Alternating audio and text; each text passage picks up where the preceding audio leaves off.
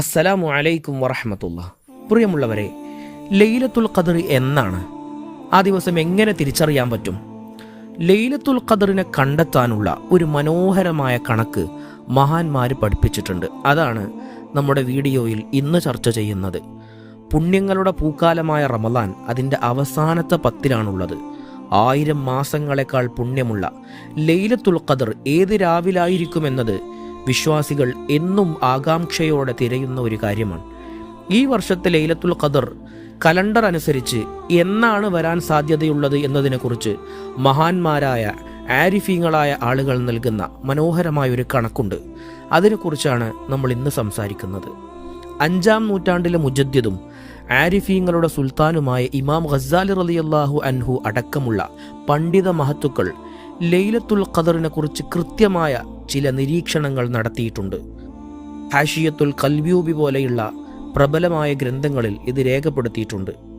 ആ കണക്ക് ഇങ്ങനെയാണ്: റമളാൻ മാസത്തിൻ്റെ 1-ാമത്തെ ദിവസം ഏത് ദിവസം വരുന്നു എന്ന് നോക്കിയിട്ടാണ് ലൈലത്തുൽ ഖദർ ഏത് ദിവസമാണ് സംഭവിക്കുക എന്ന് നമ്മൾ കണക്കാക്കുന്നത്.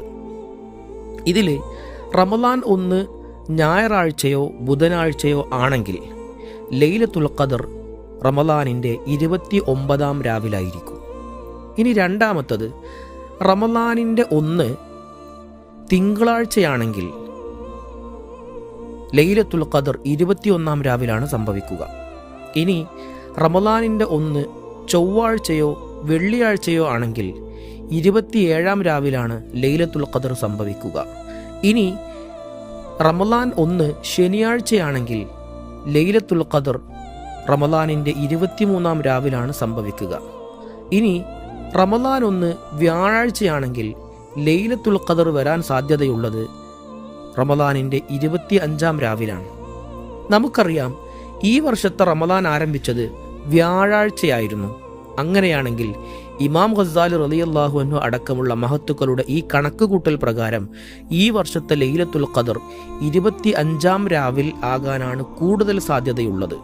തീർച്ചയായും ഇതൊരു അഭിപ്രായം മാത്രമാണ്. ഇതിനു പുറമെ വേറെയും അനേകം അഭിപ്രായങ്ങൾ പണ്ഡിതന്മാർക്കിടയിലുണ്ട്. എങ്കിലും മഹത്തുക്കളുടെ ഈ നിരീക്ഷണം വിശ്വാസികൾക്ക് ഏറെ ആശ്വാസകരവും പ്രതീക്ഷ നൽകുന്നതുമാണ്. അതുകൊണ്ട് അവസാന 10-ലെ ഒറ്റപ്പെട്ട രാവുകളിലെല്ലാം ലൈലത്തുൽ ഖദറിനെ പ്രതീക്ഷിച്ച് നാം ആരാധനകളിൽ മുഴുകുക. പ്രത്യേകിച്ച് ഈ വർഷം പറയപ്പെട്ട 25-ാം രാവിനെ കൂടുതൽ ഗൗരവത്തോടുകൂടെ കാണുക. അള്ളാഹു നമുക്ക് ആ പുണ്യരാവിനെ അനുഭവിക്കാൻ ഭാഗ്യം നൽകട്ടെ. അസ്സലാമു അലൈക്കും വറഹ്മത്തുള്ളാഹി വബറകാതുഹു.